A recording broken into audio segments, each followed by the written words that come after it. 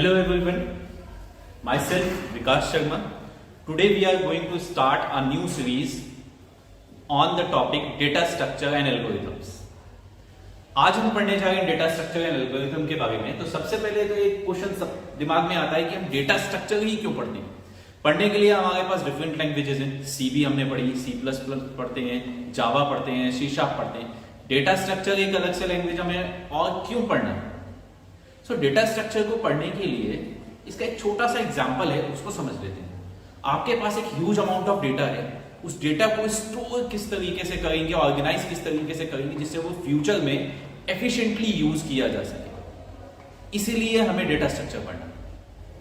अगर बात करें, आपके पास बहुत सारी किताबें हैं, वो सारी की सारी किताबें आपने एक बेड पे डाल दी और आपसे बोला जाए उन किताबों में से एक मैथ्स की या डेटा स्ट्रक्चर की किताब निकाल के दिखाइए, तो आपको थोड़ा टाइम लगेगा सर्चिंग करने के लिए। बट एक दूसरा एग्जांपल लेते हैं, आपने वही सारी किताबें एक कबर्ड में लगा दी हैं और कबर्ड के ऊपर आपने टैग्स लगा दिए कि ये डेटा स्ट्रक्चर की बुक्स हैं, ये मैथ्स की बुक हैं, ये सी की बुक्स हैं, ये इंग्लिश की बुक है। अब आपको अगर बोला जाए कि उसमें से डेटा स्ट्रक्चर की बुक निकालिए, तो आप इजिली उसे सर्च करके फैच आउट कर सकते हैं। क्यों? क्योंकि वहां पे डेटा आपने एफिशिएंटली ऑर्गेनाइज किया हुआ। अगर आपको डेटा को ऑर्गेनाइज करना है तो आपको डेटा स्ट्रक्चर पढ़ना पड़ेगा। आज हम डेटा स्ट्रक्चर में बेसिक चीजें देखेंगे। जो फर्स्ट टॉपिक हमारा इसमें निकल कर आता है वो है introduction to data structure. But introduction to data structure पढ़ने से पहले हम डेटा स्ट्रक्चर वाली जो टर्म है इसी को थोड़ा सा और एक्सपैंड करके समझने की कोशिश करते हैं। तो अगर डेटा स्ट्रक्चर देखते हैं तो डेटा स्ट्रक्चर के अंदर हमारे पास दो टर्म्स निकल कर आती हैं। The first one is data and the second one is structure. Data क्या होता है और स्ट्रक्चर क्या होता है, ये दोनों चीजें भी समझ लेते हैं। Anything which gives us information, कोई भी ऐसा एलिमेंट जो आपको इंफॉर्मेशन प्रोवाइड करे, that is known as a data. अब डेटा की दो डेफिनेशन हो सकती हैं। एक सिंपल डेफिनेशन जो अभी तक हम लोगों ने पढ़ी हुई है बेसिक्स ऑफ कंप्यूटर्स में कि raw facts and figures are known as data, वो अलग चीज है।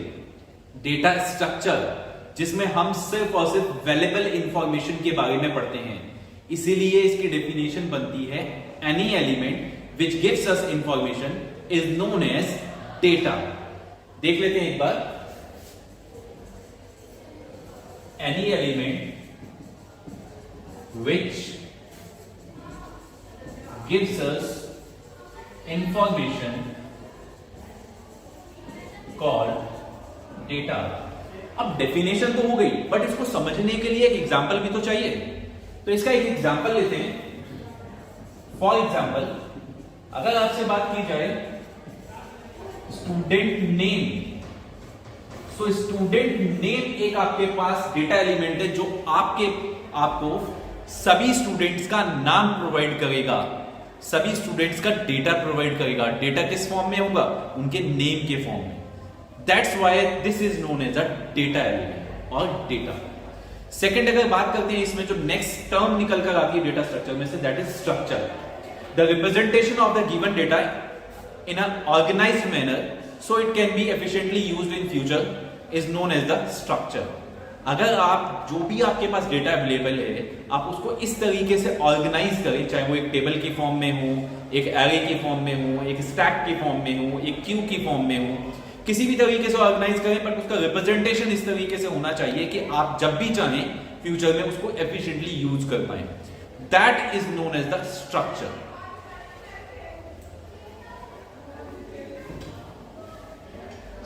अगर हम इसके डेफिनेशन की बात करते हैं, representation of data in a particular manner